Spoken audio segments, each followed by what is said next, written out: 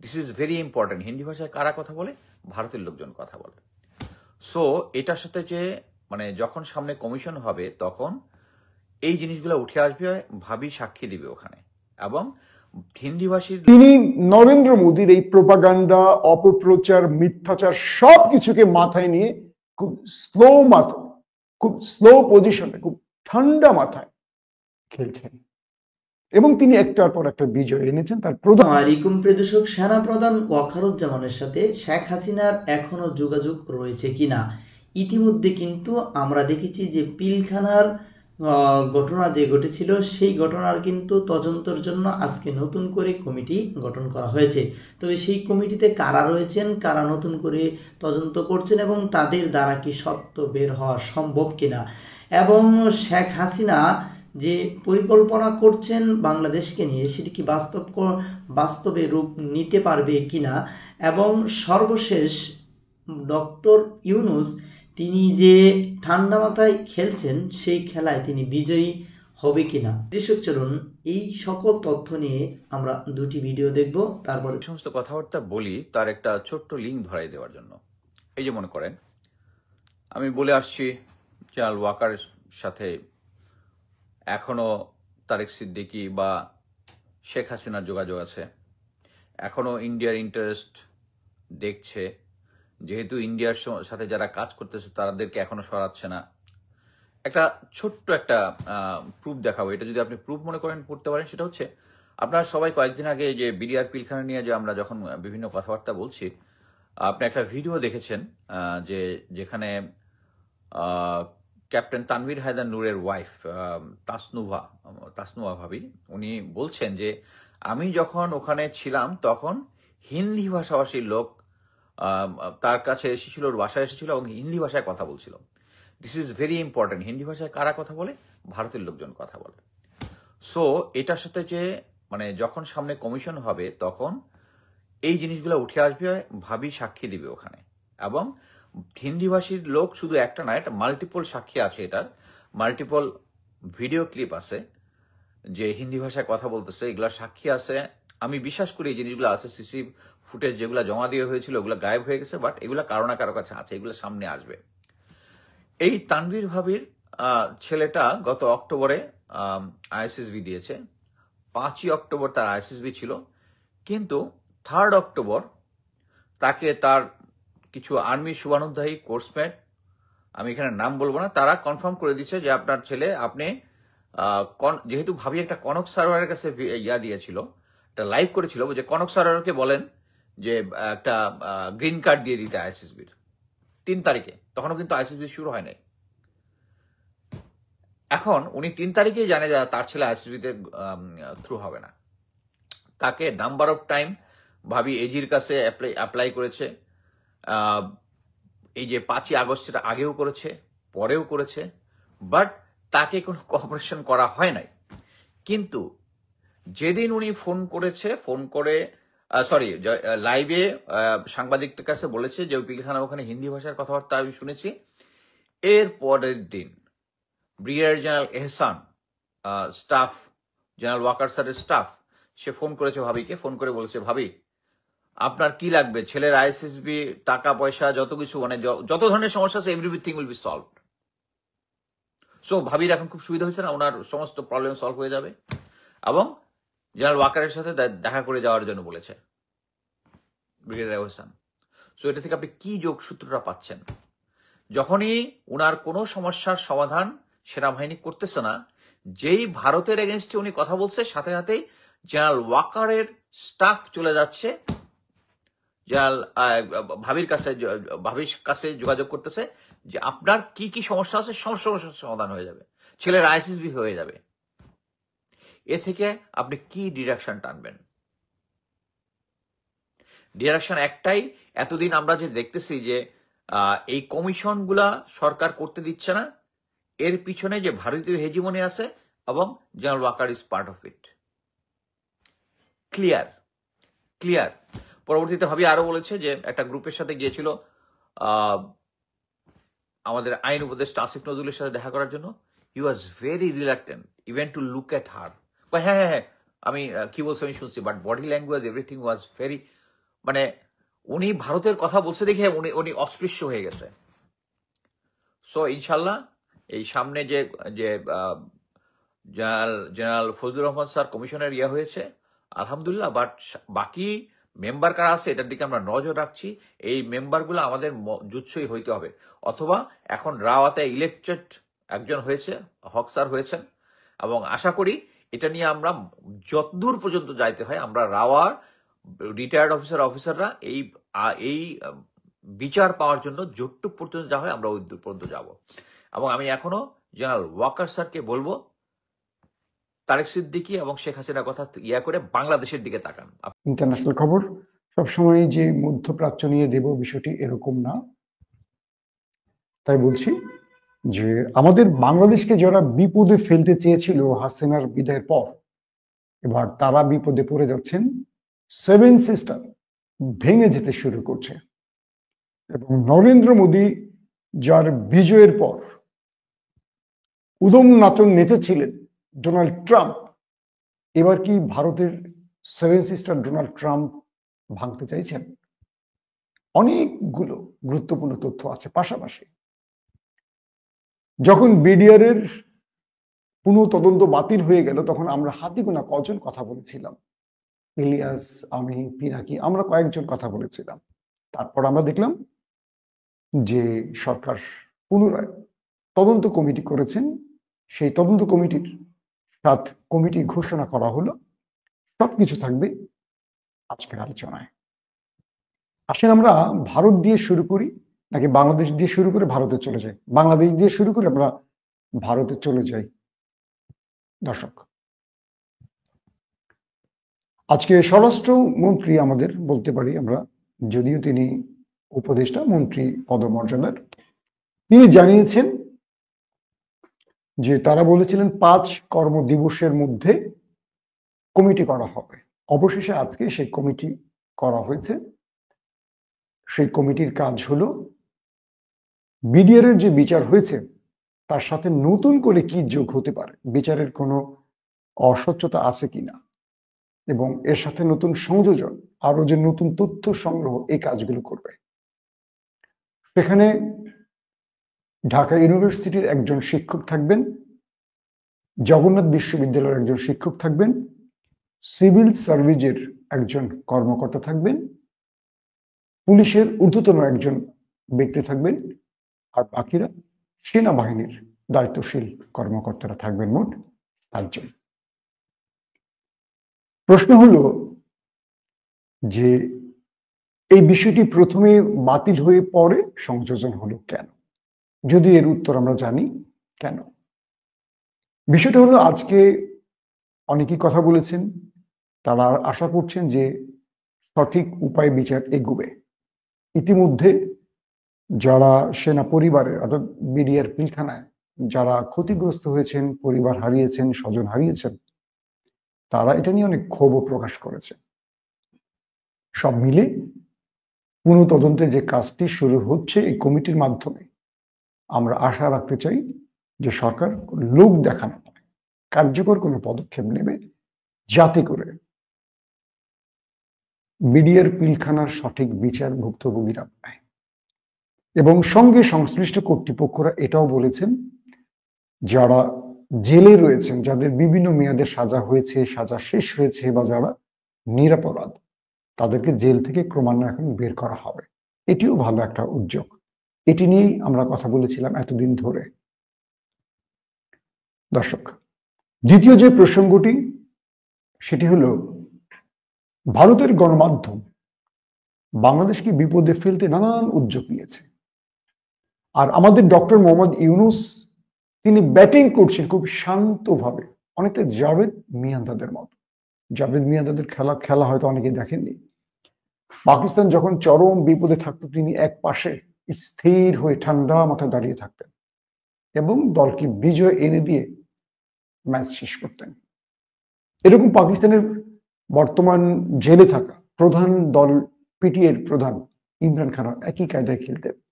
যখন লম্বা শট খেলতে হতো খেলতেন, যখন ঠান্ডা মাথায় ক্রিজে থাকা লাগতো থাকতেন তিনি। দর্শক, ভারতের গণমাধ্যমগুলো বারবারই বলছে বাংলাদেশ থাকছে না, বাংলাদেশ শেষ হয়ে যাচ্ছে, চিটাগং নিব, রংপুর নিব, হ্যাঁ লালমনিরহাট নিব, ফেনী নিব, এটা নিব, ওটা নিব, সিলেট নিব, মানে মামা বাড়ির আবদার চাইলেন আর নিয়ে চলে গেলেন। আমরা সেই ময়ূক রঞ্জন, এই হকার সাংবাদিক নাকি বলে, এই গভীরটার সংবাদ প্রেজেন্টেশন দেখে আমরা ক্লান্ত হয়ে গেছি। বাংলাদেশে হিউজ ভাইরাল, ভারত যদিও তাকে চোখ তুলেও দেখে না, মানে ভারত তাকে হিসেবেই নেয় না। এটা অখ্যাত রিপাবলিক বাংলা, যেটা বিজেপির মালিকানার একটি টেলিভিশন, এটার বিরুদ্ধে ভারতের অন্যান্য বাংলা চ্যানেলগুলো কিন্তু সোচ্চার কাজ করেছে। আমি দেখেছি অনেক সাংবাদিকের সাথে আমার কথা হয়েছে, আমার বন্ধু যারা ভারতে আছেন তাদের সাথে আমার কথা হয়েছে, তারা ময়ূক রঞ্জনকে মানে তারা থার্ড ক্লাস কোনো প্রেজেন্টার হিসেবে চেনেন, তার বডি ল্যাঙ্গুয়েজ, তার বক্তব্য, যাক সেটা যাই হোক না কেন। তো নরেন্দ্র মোদী মনে করেছিলেন তিনি বাংলাদেশের পাশে থাকা সবচেয়ে বড় দেশের রাষ্ট্রপ্রধান, পৃথিবীর শক্তিশালী নেটওয়ার্ক রাষ্ট্রপ্রধানরা তার কবজায় রয়েছে, তিনি একটা ক্ষমতার কেন্দ্রে রয়েছেন। কিন্তু বাংলাদেশে এই মুহূর্তে যিনি বসে আছেন তিনি রাজনৈতিক সরকারের মানে প্রধানমন্ত্রী না হলেও তিনি জুলাই অভ্যুত্থানে বাংলাদেশের মানুষের, সব শ্রেণীর মানুষের পছন্দের একজন ব্যক্তি, যিনি নোবেল বিজয়ী, বাংলাদেশের প্রথম নোবেল বিজয়ী প্রফেসর ইউনূস। তিনি নরেন্দ্র মোদীর এই প্রোপাগান্ডা, অপপ্রচার, মিথ্যাচার সবকিছুকে মাথায় নিয়ে খুব স্লো পজিশনে, খুব ঠান্ডা মাথায় খেলছেন এবং তিনি একটার পর একটা বিজয় এনেছেন। তার প্রধান বিজয়টি কি? ব্রিটিশ জনপ্রিয় গণমাধ্যম 24-এর যেই ব্রিটিশ সাময়িকী ইকোনমিস্ট, সেখানে বর্ষসেরা দেশ হিসেবে বাংলাদেশ স্থান করে নিয়েছে। বলছে যে এই বছরে বাংলাদেশ খুব দ্রুত এগিয়েছে, বিশেষ করে অন্তর্বর্তীকালীন সরকার আসার পর, এবং 15 বছর মানুষের উপর যে জগদ্দল পাথর ছিল সেটাকে সরাবার জন্য বাংলাদেশের মানুষ যে সংগ্রামটা করেছে, এটা একটা ইতিহাস। ইকোনমিস্টে আমাদের ইউনূস যে ইন্টারভিউ দিয়েছেন, তিনি বলেছেন যে তিনি তার কাজটা শেষ করবেন এবং তিনি তার পেশায় বা তার কাজে আবারও ফিরে যাবেন। অর্থাৎ রাজনৈতিক কোনো খায়েশ তার নেই, আর তিনি রাষ্ট্রে এই লোভনীয় কাজটিতে নিজেকে জড়িয়ে রাখতে চান না। তার ভালোবাসার জায়গাটা হলো তার পূর্বের পেশায় ফিরে যাবেন। যতদিন তিনি থাকবেন এই দেশের জন্য কিছু করে যাবেন। তো একজন চা বিক্রেতা নরেন্দ্র মোদী আর একজন নোবেল বিজয়ী, একজন বিশ্ববিদ্যালয়ের প্রফেসর, তাদের মধ্যে যে দ্বৈরথ এশিয়ার জন্য উপমহাদেশে যারা দেখছেন তারা মুচকি হাসছেন আর বলছেন একজন চা বিক্রেতা কতদূর যাবে, হতে পারে তিনি বড় রাষ্ট্রের প্রধানমন্ত্রী, কিন্তু মেধা, যোগ্যতা, প্রজ্ঞা ইউনূসের ধারে কাছে তিনি যেতে পারবেন? এটা আমি না, ভারতের গণমাধ্যম বলছেন। অবশেষে কি দেখা গেল? নরেন্দ্র মোদী ইউনূসের কাছে একটার পর একটা পরাজয় স্বীকার করতে শুরু করলেন। খুব চমৎকার স্টাইলে ব্যাটিং করছেন আমাদের ইউনূস, বোলিংও করছেন দুর্দান্ত, ম্যাচ সেরা বোলিং, ম্যাচ সেরা ব্যাটিং। আর অন্যদিকে নরেন্দ্র মোদী পড়ে গেছেন সবচেয়ে বড় বিপাকে। কিভাবে বিপাকে পড়লেন? তিনি মনে করেছিলেন জো বাইডেন তাকে অনেক চাপে রেখেছে, তাই ডোনাল্ড ট্রাম্প, মার্কিন নয়া প্রেসিডেন্ট, তিনি তার বন্ধু মানুষ, তিনি আসলে তিনি তার ইচ্ছে মতো দক্ষিণ এশিয়া কলকাঠি নাড়বেন। এবং আমরা শুনেছি, একদম ক্লিয়ার অডিও লিখে শুনেছি, শেখ হাসিনা তার দলের নেতাকর্মীদের বলে দিয়েছিলেন ডোনাল্ড ট্রাম্পের সাথে সম্পর্ক বৃদ্ধি করো এবং আগামীতে ডোনাল্ড ট্রাম্পের কি বলে রিপাবলিক জিতবে, তোমরা তার সাথে সম্পর্ক বৃদ্ধি করো, সেখানে লগ্নি করো, টাকা দাও, যা যা করতে হয়, যাতে ডোনাল্ড ট্রাম্পের মাধ্যমে পরবর্তী বাংলাদেশে তিনি আবার ইস্টাবলিশ হতে পারেন, ক্ষমতায় বসতে পারেন, আবার মানুষের রক্ত চুষে খেতে পারেন। এবং তিনি বাংলাদেশের ডোনাল্ড ট্রাম্পের বিজয়ের পর একটা মিছিলের কথা বলেছিলেন যে তোমরা ডোনাল্ড ট্রাম্পের ছবি দিয়ে মিছিল করবা, তারপর তোমাদের উপর আক্রমণ হবে, সেটা আমি ট্রাম্পকে পাঠিয়ে দেবো, মনে আছে আপনাদের? তো সেই শেখ হাসিনা, যাকে নিয়ে এখন আমি প্রথম এডিশনে যেটা দেখলাম আমার দেশ পত্রিকায়, তিনি দিল্লিকে বলেছিলেন ঢাকা অ্যাটাক করতে। বুঝতে পারছেন কত বড় দেশপ্রেমিক নেত্রী আপনাদের? শেখ হাসিনা, যিনি বাংলাদেশের সব দলকে বলতো ষড়যন্ত্রকারী, সব দলকে বলতো দেশদ্রোহী, পাকিস্তানে চলে যাও, আজ তিনি ভারতে চলে গেছেন, কিন্তু কেউ পাকিস্তানে যায়নি। 15 বছর, 16 বছর, 18 বছর নির্যাতন ভোগ করে কেউ কোনো দেশে যায়নি। নিজের দেশে জেলে থেকেছেন বেগম জিয়া, জামাত নেতা বা সবাই, বিএনপি নেতারা দেশ ছাড়েনি, আওয়ামী লীগেও যোগ দেয়নি। শেখ হাসিনা পালিয়ে গেছেন ভারতে নির্লজ্জের মতো। তো কি হলো? ডোনাল্ড ট্রাম্প নরেন্দ্র মোদীর বন্ধু, এই আশায় শেখ হাসিনা দিল্লিতে বসে অনেক ষড়যন্ত্র করছিলেন ভারতের বর্তমান ক্ষমতাধরদের সাথে মিলে, কিন্তু প্রতিটি বিপদকে একটা একটা করে কাটিয়েছিলেন ডক্টর মোহাম্মদ ইউনূস। কারণ যে বললাম, পৃথিবীর এমন কোন রাষ্ট্রপ্রধান নেই, এমন কোন ক্ষমতাধর ব্যক্তি নেই যাকে ডক্টর ইউনূস টেলিফোন করে 10 সেকেন্ডের মধ্যে কানেক্ট করতে না পারে। ইউনূসের গ্রহণযোগ্যতা, শেখ হাসিনার গ্রহণযোগ্যতা বা মোদীর গ্রহণযোগ্যতা এক টেবিলে রাখলে, এক পাত্রে রাখলে এটা আমাদের ভুল হবে। কোথায় ইউনূস, কোথায় চা বিক্রেতা, কোথায় ফ্যাসিস্ট শেখ হাসিনা? দর্শক, সাম্প্রতিক বিভিন্ন রয়টার্সের আমি কিছু তথ্য দেখলাম, সেখানে বলা হচ্ছে স্টারলিংক, ইলন মাস্ক চেনেন তো, মণিপুর, ভারতের যে 7 সিস্টারের একটি রাজ্য মণিপুর, সেখানে সরকার নেট বন্ধ করে দিয়েছে, কিন্তু ইলন মাস্ক, যিনি ডোনাল্ড ট্রাম্পের একজন ঘনিষ্ঠ বন্ধু, আবার ডোনাল্ড ট্রাম্পের এবার নির্বাচনে একজন মিত্র এবং রাষ্ট্রের গুরুত্বপূর্ণ পদে, মন্ত্রী পদমর্যাদায় দায়িত্ব নিচ্ছে, সে ইলন মাস্ক স্টারলিংকের মাধ্যমে মণিপুরকে নেট সাপ্লাই দিচ্ছে। প্রথম খবর। দ্বিতীয় খবর, মণিপুরের কুকিচিন এবং মেতেই সম্প্রদায়ের যে বিরোধ, এই পর্যন্ত প্রায় 250 থেকে 300-র মতো প্রাণ হারিয়েছে এবং এই সংঘর্ষ থামছে না, বরং সামনের দিকে যাচ্ছে। এবং ইন্টারেস্টিং ব্যাপার হলো যে এই সংঘর্ষের ফলে আপনার মিজোরামের যিনি মুখ্যমন্ত্রী লালদুকুমা, তিনি বলেছেন তারা ভারত ভেঙে একটি স্বাধীন রাষ্ট্র করতে চান। মুখ্যমন্ত্রী লালদুকুমা, তিনি মিজোরামের। এবং আরো ইন্টারেস্টিং ব্যাপার হলো যে ভারত 1 লক্ষের মতো নিরাপত্তা বাহিনী, সেনাবাহিনী সহ পুলিশ, নিরাপত্তা বাহিনী মিলে 1 লক্ষর মতো মাঠে নামিয়ে এখন পর্যন্ত পরিবেশ শান্ত করতে পারছে না। রয়টার্স বলছে ক্ষমতা থেকে চলে যাচ্ছেন কে? মার্কিন বর্তমান প্রেসিডেন্ট, আর আসছেন ডোনাল্ড ট্রাম্প। ডোনাল্ড ট্রাম্প ভারতের 7 সিস্টার ভেঙে দিচ্ছেন, এই প্রশ্ন কিন্তু উঠে আসে। এবং মিজোরাম বলেন, মণিপুর বলেন, সেখানে যে সংঘর্ষ হচ্ছে, সেখানে যেসব অস্ত্র ব্যবহার হচ্ছে, সেই অস্ত্রগুলো রকেট লঞ্চার বলি বা যে মিসাইল বা যেই জিনিসগুলো এখন ব্যবহার করছে, এগুলো অধিকাংশ আমেরিকান অস্ত্র। ভারতের এই যে ইন্টেলিজেন্স, তারা মানুষকে হত্যা করছে, গুম করছে, আমরা র নামে যাদেরকে চিনি, তারা অনেক লম্ফচম্প করেছে, কিন্তু মিজোরামে এই অস্ত্রগুলো কারা দিচ্ছে বিদ্রোহীদের, এটা এখনো কনফার্ম হতে পারেনি। চীন দিচ্ছে না, পাকিস্তান দিচ্ছে না, আমেরিকা দিচ্ছে, তবে বলা হচ্ছে যে এই অস্ত্রগুলো আমেরিকান অস্ত্র। বিষয়টা কি দাঁড়ালো তাহলে?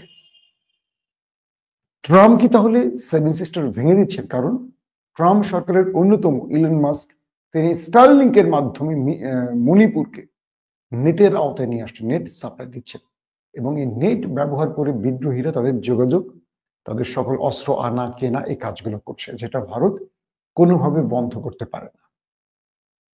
এই পরিস্থিতিতে ডোনাল্ড ট্রাম্প তার নতুন পররাষ্ট্রনীতি ভারতের ক্ষেত্রে কি হবে, একটা আভাস পাওয়া গেছে।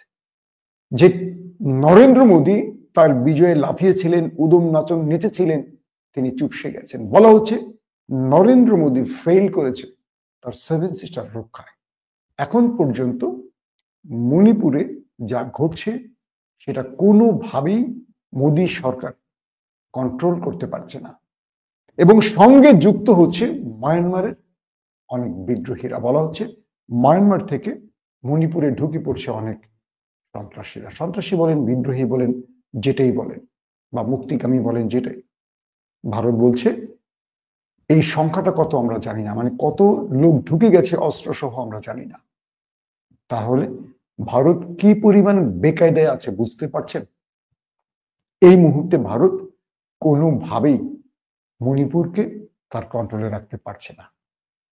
যে ভারত বাংলাদেশের ফেনী নিয়ে যাবে, চিটাগং নিয়ে যাবে, সীমান্ত অঞ্চল সিলেট নিয়ে যাবে, আরো অনেকগুলো জায়গায়। ময়ূখের কথা বললাম, যে পাগল ছাগল অথর্ব গর্ধব আধা পাগল না পুরা পাগল বলবো, ময়ূখ কি নাচা নাচে রিপাবলিক বাংলায়, মানে ইনুস আমাকে ভয় পেয়েছে, প্রফেসর ইনুস ময়ূখকে ভয় পেয়েছে। মানে ওর কথা শুনলে মানে কি বলবো, আমার হাসি লাগে যে ভারতবর্ষে এই যে 100-150 কোটি মানুষ, এর মধ্যে থেকে 2-4টা পাগল কোত্থেকে বেরিয়ে আসলো আর টেলিভিশনের স্ক্রিনে কি করে জায়গা পেল।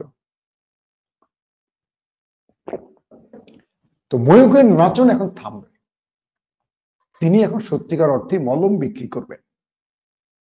যারা বাংলাদেশকে থ্রেট দিয়েছিলেন এবার তারা থ্রেটে পড়ে গেছে। চীন, পাকিস্তান, তারা যৌথভাবে বাংলাদেশের সাথে যোগাযোগ রক্ষা করে চলছে এমন তথ্য পাওয়া যাচ্ছে। এবং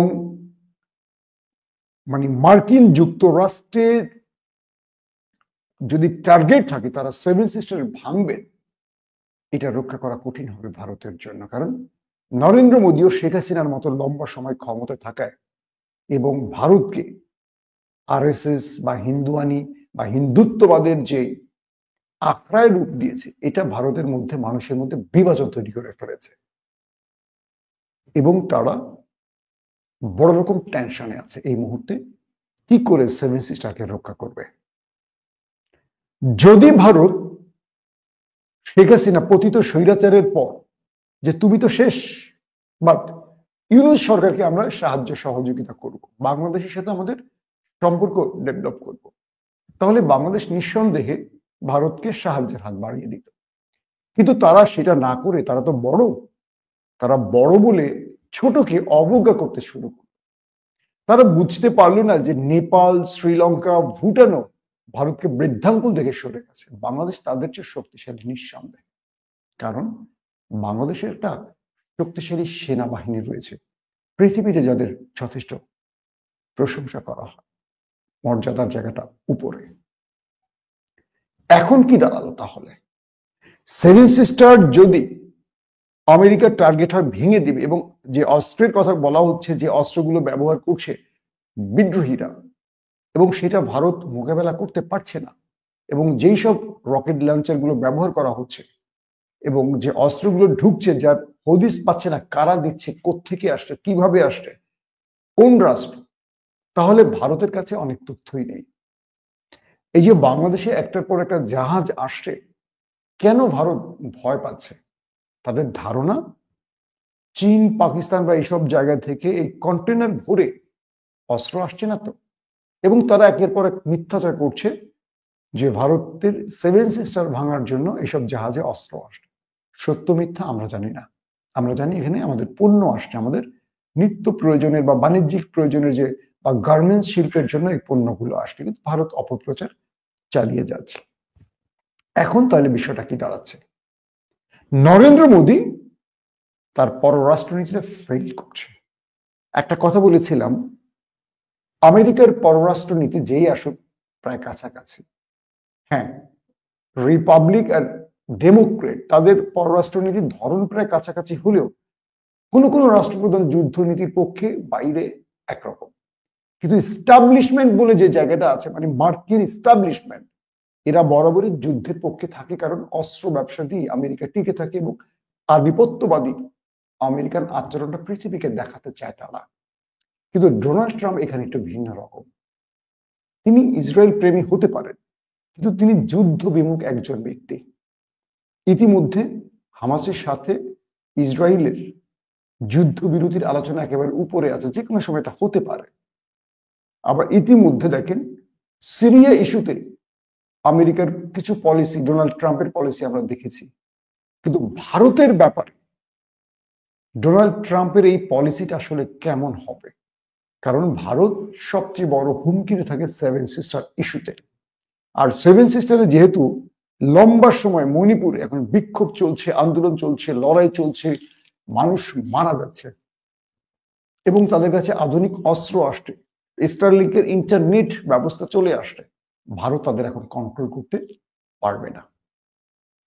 ভারতের যত চেষ্টাই থাকুক, ভারত যত কাজই করুক, তারা কোনোভাবেই এই জায়গায় এখন স্বস্তির নিঃশ্বাস নিতে পারবে না। এখন করণীয়টা কি? বাংলাদেশের করণীয় কি? চীনের করণীয় কি? পাকিস্তানের করণীয় কি? যদি আমেরিকা চায় তারা সেভেন সিস্টার ভেঙে রাষ্ট্র তৈরি করবে, তাহলে চীন এখানে একমত হয়ে যাবে, বাংলাদেশের পাশাপাশি পাকিস্তানও এক হবে। কিন্তু বাংলাদেশ কি এখন নরেন্দ্র মোদীকে সাহায্যের হাত বাড়াবে? যতই নরেন্দ্র মোদী বাংলাদেশের সাহায্য চাক, কারণ বিগত 5 তারিখের পর ভারত আমাদের সাথে যে আচরণ করেছে, এরপর ভারতকে আমরা বিশ্বাস করতে পারি কোনোভাবে? একেবারেই না। আসেন, অন্যদিকে তারা চেয়েছিল মিয়ানমারের বিদ্রোহীদের বা মিয়ানমারের ফাইটারদের তারা বাংলাদেশে ঢুকাবে, পুশিং করবে এবং আরাকানরা যে নতুন রাষ্ট্র তৈরি করতে চায়, অর্থাৎ রাখাইনের সঙ্গে তো বাংলাদেশের সীমান্ত আছে, তো তারা আমাদের বান্দরবন বা আমাদের কক্সবাজার, টেকনাফ, এই যে জোনটা আছে, সেন্ট মার্টিন, মায়ানমারের প্রতিবেশী আমাদের যে অঞ্চলগুলো, ভারত বাংলাদেশকে একটা প্রেসারে রাখতে চেয়েছিল বা ইউনূস সরকারকে চাপে রাখতে চেয়েছিল, যে রাখাইনের আরাকানদের বলছিল তোমরা একটা রাষ্ট্র প্রতিষ্ঠা করো এবং সেই রাষ্ট্রটা শুধু রাখাইন নয়, বাংলাদেশের একটা বিশাল ভূমি তোমাদের দাবি করো বা তোমরা ঢুকে পড়ো। আজকেও দেখলাম আমাদের উপদেষ্টারা এই ব্যাপারে সজাগ দৃষ্টি রেখেছেন এবং কথা বলেছেন, বলছেন কোনোভাবেই তারা বাংলাদেশের সীমান্তে তাদের ঢুকতে দেবেন না। এই ব্যাপারে আমাদের বিজিবি এবং আমাদের যাদের প্রয়োজন তারা দৃষ্টি রাখছে এবং সতর্ক অবস্থানে আছে। তো ভারত যে বাংলাদেশকে ভাঙতে বা চাপে ফেলতে আরাকানের বিদ্রোহীদের ব্যবহার করতে চেয়েছিলেন, আজকে দেখেন মিয়ানমার থেকে মণিপুরে ঢুকে পড়েছে অনেকে। আজকে মিজোরামের লাল দুকুমা বলছেন কি, মুখ্যমন্ত্রী ভারত ভেঙে যাচ্ছে। ময়ূখ বলেছিলেন গাজওয়াতুল হিন্দ নিয়ে কথা, তিনি বলছেন ইসলামিস্ট জঙ্গিরা প্রস্তুত হচ্ছে গাজওয়াতুল হিন্দের জন্য। ভারত গাজওয়াতুল হিন্দ কি করে মোকাবেলা করবে? এটা ময়ূখের রিপাবলিক বাংলায় আমি দেখেছিলাম শোটা। এগুলো মানুষ পাঠায়, আমার জীবনে ওই রিপাবলিক বাংলায় অন করে দেখা হয়েছে এরকম না, কেউ পাঠিয়েছে আমি দেখেছি এরকম। তো তার বক্তব্য হলো আফগানে তালেবানরা আসছে, পাকিস্তান এই ব্যাপারে প্রস্তুত, বাংলাদেশে মৌলবাদ সরকার মানে প্রফেসর ইউনূসকে মৌলবাদী সরকার তারা আসছে। তার মানে এখন গাজওয়াতুল হিন্দের যে পরিকল্পনা, এটা এই আশপাশের রাষ্ট্রগুলো পরিকল্পনা করছে। কিন্তু আমি বলবো বাংলাদেশ ভারতের সাথে গাজওয়াতুল হিন্দ ইস্যুতে কাজ করছে না। বাংলাদেশ 15 বছরের ফ্যাসিস্ট মুক্ত হয়ে মানুষের অধিকার প্রতিষ্ঠা এখন কাজ করছে। বাংলাদেশের ভেতরে যে সংস্কার, এগুলো নিয়ে কাজ করছে। বাংলাদেশের টার্গেট গাজওয়াতুল হিন্দ নয়, এটা সময়ের আলোকে বোঝা যাবে। কিন্তু তারা যে অপপ্রচারগুলো করছে এবং সেই অপপ্রচারে তারা আটকে যাচ্ছে। এখন মিয়ানমার যদি মণিপুরকে, যে মণিপুরে ঢুকে পড়েছে, মণিপুরের বাহিনীর সাথে এখন লড়াই করছে, কুকি এবং মেতিদের যে কনফ্লিক্ট, সেখানে এই বাহিনী ঢুকে পড়ায়, আধুনিক অস্ত্র নিয়ে ঢুকে পড়ায় ভারতের নিরাপত্তা বাহিনী এখন হুমকির মুখে এবং নিরাপত্তা বাহিনীর উপর একটার পর একটা অ্যাটাক চলছে। এটা তারা মোকাবেলা করতে পারছে না এবং ভারতের সেনাবাহিনী বলেন, পুলিশ বলেন, তারা কিন্তু মার খেতে শুরু করেছে। সবকিছু মিলে নরেন্দ্র মোদী একটা বড় রকম বেকায়দা আছে এবং সেভেন সিস্টার ভেঙে যাওয়ার পথে। এখন বাংলাদেশ কি করবে? বাংলাদেশ অবশ্যই তার ভূখণ্ড রক্ষা করবে, সার্বভৌমত্ব রক্ষায় সব কাজ করবে। আমাদের সেনা প্রধান আমেরিকা থেকে সফরে এসে গুরুত্বপূর্ণ কয়েকটা সফর করছেন দেশের ভেতরে, কয়েকটা ক্যান্টনমেন্টে, কয়েকটা কি বলবো জোনে তিনি গেছেন। এবং তার কাছে বিশেষ কোনো বার্তা আছে যেটা আমরা বলতে চাই না, সেই বার্তার আলোকেই তিনি আমাদের সেনাবাহিনীকে সতর্ক রাখছেন। এবং ধারণা করা হচ্ছে চীন সহ আরো কয়েকটি প্রতিবেশী দেশের সাথে সামরিক চুক্তি, বাংলাদেশের নিরাপত্তা চুক্তির ব্যাপারে ডক্টর ইউনূস এবং আমাদের সেনাপ্রধান ওয়াকারুজ্জামান কাজ করছেন। ভারত বাংলাদেশে ঢুকে পড়বে, বাংলাদেশ নেই, মানচিত্রে বাংলাদেশ পাচ্ছি না, এই পকেটে পাচ্ছি না, এই পকেটে পাচ্ছি না, কোন পকেটে বাংলাদেশ, সেই গর্ধব ময়ূক এখন খুঁজবে। Why seven sister? আমাদের সেভেন সিস্টার কোথায়? ভাঙতে শুরু করছে সেভেন সিস্টার। তুমি মণিপুর শান্ত করছো না, পারছো না। মণিপুরে আজকে 250 থেকে 300-র মতো মানুষ প্রাণ হারালো, তুমি বাংলাদেশে নজর দিচ্ছ। মনে আছে রৌমারি বা বিভিন্ন সীমান্তে আমাদের বিডিআর এর হাতে তোমাদের বিএসএফ কি ধোলাইটা খেয়েছে?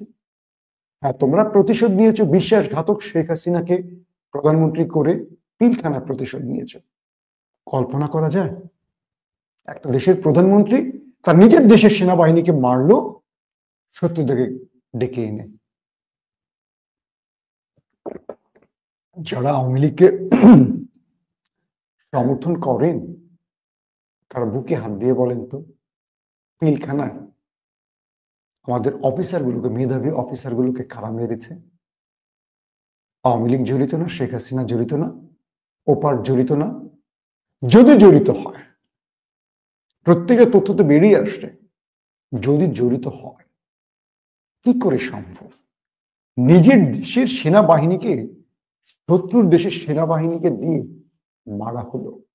তারপর 15 বছর তিনি ক্ষমতায় বসে থাকলেন। আর আপনারা, খুব দুঃখ লাগে, আমাদের বিসিএস ক্যাডাররা, আমাদের রাষ্ট্রের বড় বড় ব্যক্তিরা, এস টি ইমামদের মতো লোক, গহর রিজভির মতো লোক, এরা কিন্তু মানে কি বলবো, এরা হাই এফিশিয়েন্ট, এরা অনেক বড় বড় মেধার লোক। এই লোকগুলো কেবল ব্যক্তিগত লাভের জন্য, ব্যক্তিগত অ্যাকাউন্ট ভারী করতে, সাবেক সেনা প্রধানরা, এরা খুব ব্রিলিয়েন্ট অফিসার ছিলেন, এরা শেখ হাসিনাকে টিকিয়ে রেখেছিলেন। পিলখানায় সবাই জানে যে ওপার থেকে ষড়যন্ত্রকারীরা এপারে এসে আমাদের পিলখানা, আমাদের মেধাবী অফিসার গুলোকে বেছে বেছে মেরেছে। কিভাবে মেরেছে? তাদের স্ত্রীদেরকে কিভাবে অত্যাচার করেছে। আমাদের সন্তান, আমাদের দেশপ্রেমিক সেনাদেরকে, আমরা যাদেরকে আমরা হাতে স্পর্শ করতে পারলে চুমু দেই, তাদের লাশ বুড়িগঙ্গায় ডোবাতে পাওয়া গেছে, ড্রেনের ভেতরে পাওয়া গেছে। এর চেয়ে ব্যথার, এর চেয়ে কষ্টের কি হতে পারে বলেন? আর 15টা বছর আমরা কিভাবে নীরব থেকেছি, আমাদের সেনাবাহিনীগুলো কিভাবে শেখ হাসিনার তাবেদারি করেছে। ব্যক্তিগত লাভ, ওই যে তাদেরকে হাউজিং প্রকল্প দিয়েছে, রাস্তা, সড়ক, এটা সেটা, এক একটা সেনা অফিসার হাজার হাজার কোটি টাকার মালিক হয়ে গেছে।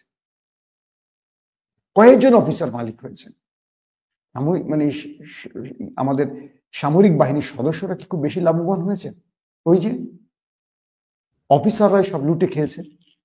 এক তারেক সিদ্দিকী কি পরিমাণ মানুষকে হত্যা করেছেন, কিভাবে রাষ্ট্রটাকে ধ্বংস করার পরিকল্পনা করেছেন শেখ হাসিনার সাথে। আজকে এই কথাগুলো ভাবতে আমাদের লজ্জা লাগে। এই শেখ হাসিনাকে আমরা বঙ্গবন্ধুর কন্যা বলি, এই শেখ হাসিনাকে আমরা পূজার আসনে বলাই, আমরা পার্লামেন্টে তাকে নবী বলতে শুনি, অনেকে নবী, তাকে হযরত উপাধি দিতে চান। যে দেশে এত নির্লজ্জ, এত নষ্ট হওয়া লোক থাকবে, সেই দেশ কখনো দাঁড়াতে পারবে না। আজকে ইউনূস সরকার ক্ষমতায় বসার পর আমরা বুঝতে পারছি কতটা ভদ্র ব্যক্তি আমাদের দেশে ছিলেন, অথচ আমরা তাদেরকে দূরে সরিয়ে রেখেছি। আমি চাই ইউনূস সরকারের মতো ব্যক্তিরা আরো লং টাইম ক্ষমতা থাকুক, প্রয়োজন নির্বাচন হোক, ইউনূসকে বসানো হোক এমন জায়গা যারা রাষ্ট্রকে রক্ষায় কাজ করতে পারবে। আমার সেনাবাহিনীর ভাইরা, পুলিশের ভাইরা, বিসিএস এর মেধাবী মেধাবী লোকগুলো, এই রাষ্ট্রকে, রাষ্ট্রের হাই অফিসিয়ালরা যারা সর্বাধিক মেধাবী লোক, তারা সব বিক্রি হয়ে গেলেন শেখ হাসিনার কাছে ব্যক্তিগত লাভের জন্য। আর আমাদের ছাত্ররা বুকের তাজা রক্ত দিয়ে ছাত্র জনতা এই দেশটাকে আবার স্বাধীন করলো। সেই লোকগুলো আবারও ষড়যন্ত্র করছে, সেই লোকগুলো আবারও ষড়যন্ত্র করছেন। ওপার থেকে হাসিনা ফোন কল করছে, আবার একদল এখানে বসে এখন আবার গুম ক্লিন অপারেশন চালাচ্ছে, এগুলো শুরু করছে। তার মানে শুনছিলেন আমাদের আলোচনাটি এবং বুঝতে পেরেছেন সেনাপ্রধান ওয়াকারুজ্জামানের সাথে এখন পর্যন্ত ভারতের সম্পর্ক রয়েছে, এটি বোঝা যায়। তবে এই সম্পর্ক দিয়ে সেনাপ্রধান কিছু করবে সেটি আমাদের মনে হয় না তিনি কিছু করতে পারবে, কারণ এদেশের জনগণ কিন্তু এখনো জাগ্রত। তবে সবচেয়ে গুরুত্বপূর্ণ বিষয় যেটি পিলখানার তদন্তের কথা বলা হয়েছিল, সেই তদন্ত বন্ধ করে দিয়ে এখন আবার নতুন করে যে দায়িত্ব দেওয়া হয়েছে যাদেরকে, তারা কি সঠিক তদন্ত করতে পারবে কিনা। তবে এখন যারা দায়িত্ব পেয়েছে তারা সঠিক তদন্ত করার চেষ্টা করলে অবশ্যই করতে পারবে, এবং এখন সঠিক লোকের মাধ্যমে কিন্তু তদন্তটি হচ্ছে এবং দায়িত্বটি দেওয়া হয়েছে। তবে এখানে আমরা বলতে পারি ডক্টর মোহাম্মদ ইউনূস তিনি যেভাবে ঠান্ডা মাথায় বসে রয়েছেন, তিনি আসলে কিছু করতে চাচ্ছেন এবং কিছু করবেন যেটি জনগণের জন্য চমক হবে। তবে সবচেয়ে বড় দুঃখের বিষয় হলো যে উপদেষ্টা পদে যারা রয়েছে তারা অলরেডি বিভিন্ন দলের তারা পাবন্দী হয়ে গেছেন এবং বিভিন্ন ব্যক্তির মুখাপেক্ষী হয়ে গেছেন, বরং জনগণ এবং দেশের কথা ভাবছেন কম। এজন্য কিন্তু ডক্টর ইউনূস কিছুটা তার যে উদ্দেশ্য সেটি কিন্তু অনেকটাই পিছনে রয়েছেন। তবে এই উপদেষ্টাদেরকে পরিবর্তন করা গেলে হয়তো ডক্টর ইউনূসের রাষ্ট্র সংস্কার এবং রাষ্ট্রকে একটি স্বস্তির মধ্যে রাখা এবং একটি চমক দেখানো সেটি কিন্তু তার জন্য সহজ হয়ে যেত।